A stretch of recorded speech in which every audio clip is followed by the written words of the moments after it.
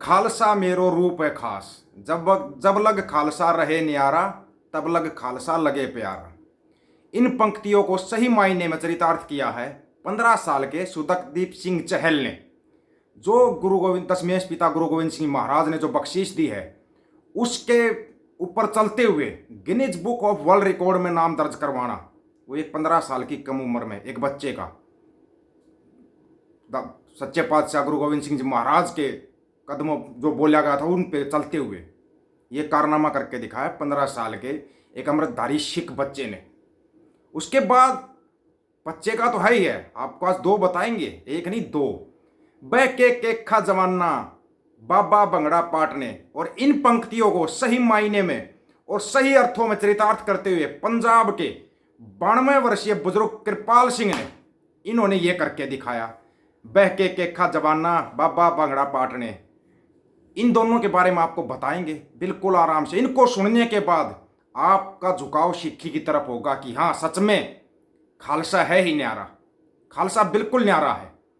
जिस उम्र में 80 साल के बाद बुजुर्ग बोल देते हैं कि 80 साल के बाद चारपाई पे बैठ जाते हैं, उनकी सेवा करनी चाहिए, भाई बुजुर्ग हो गए हमारे, यही बोला जाता है ना। पहले आपको बुजुर्ग का बताते हैं, फिर आपको उस बच्चे का बताते हैं। और जो बच्चे ने जो मतलब लाइन बोली है वो तो मतलब सच में कमाल ही हो गया। एक 15 साल का बच्चा इतने ज्ञान की बात बोल रहा है, वो सुनोगे ना आप तो हैरान रह जाओगे। आपको वो भी दिखाएंगे। सबसे पहले बात करते हैं 92 वर्षीय अपने बुजुर्ग कृपाल सिंह जी के बारे में।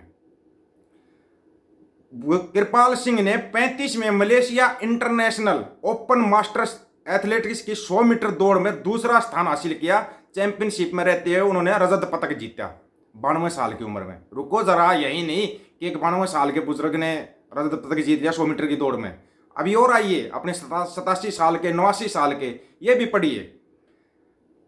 स्टेडियम यूनिवर्सिटी मलाया में आयोजित इस चैंपियनशिप में इंडिया मास्टर चंडीगढ़ द्वारा भेजी गई टीम में कृपाल सिंह के अलावा जीत सिंह और रणजीत सिंह और रतन सिंह ने भी पदक जीते। जीत सिंह ने डिस्कस थ्रो में रजत पदक और गोला फेंक में कांस्य पदक जीता।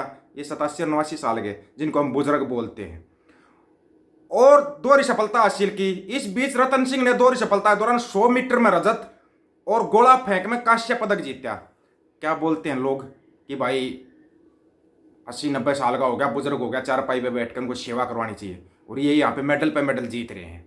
इसलिए बोला गया खालसा मेरो रूप है खास। अब बात करते हैं सुदकदीप सिंह चहल की।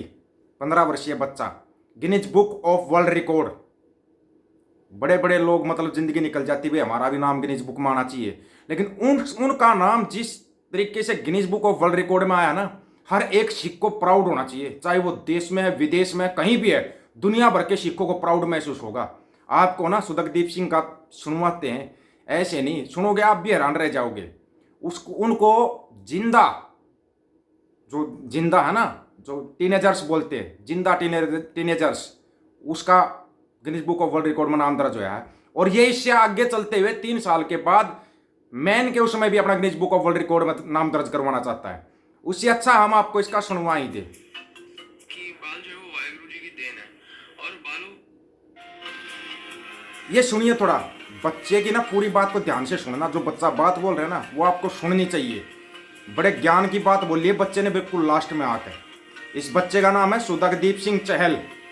आपको फोटो से world's longest hair on a living male teenager का रिकॉर्ड मिला है Guinness Book of World Records की तरफ से। मैं सिख धर्म को फॉलो करता हूँ और हमारे धर्म में ये माना जाता है कि बाल जो है वो वाहिगुरु जी की देन है और बालों को कभी कटवाया नहीं जाता।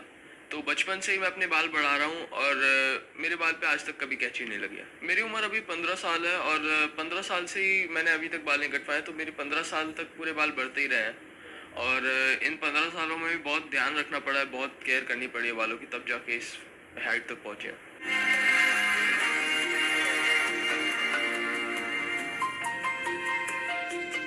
बचपन में जैसे लोग मेरे को चिढ़ाया करते थे मेरे बालों की वजह से, जब मैं बाल सुखाता था बाहर जाके, तो मेरे दोस्त मेरा कभी कभी मजाक उड़ाते थे, लड़की कहते थे, कुछ भी कहते थे।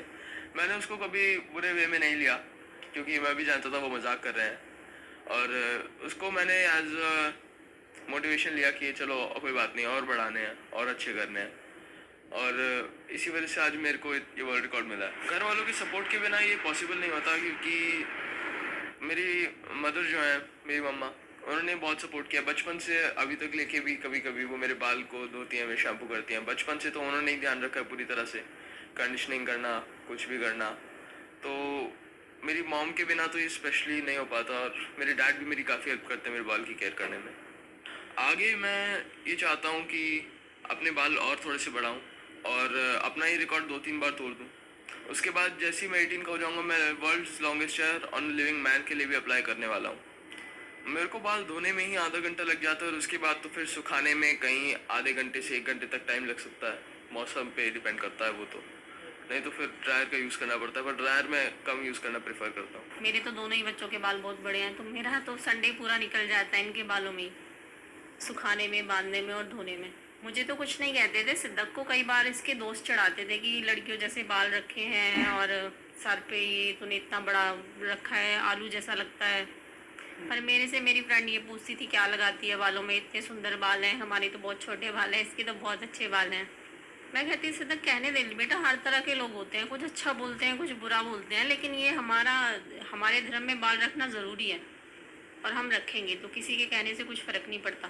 और मैं एक लास्ट मैसेज देना चाहूँगा उन सिख नौजवानों को, जो मैंने कहा है उसका ध्यान रखें।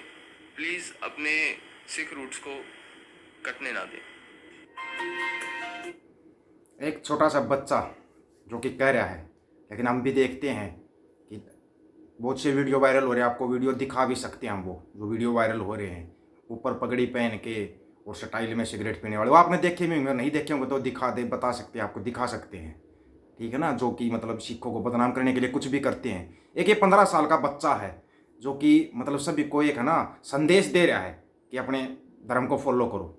हम ये नहीं कहते कि भाई आप सिक्की को ही फॉलो करो, आप जिस भी धर्म में हो, लेकिन अपने धर्म के रूल फॉलो करो। कोई धर्म ये नहीं बताता आप किसी से नफरत करो या और करो, लेकिन अपने धर्म के रूल फॉलो करो।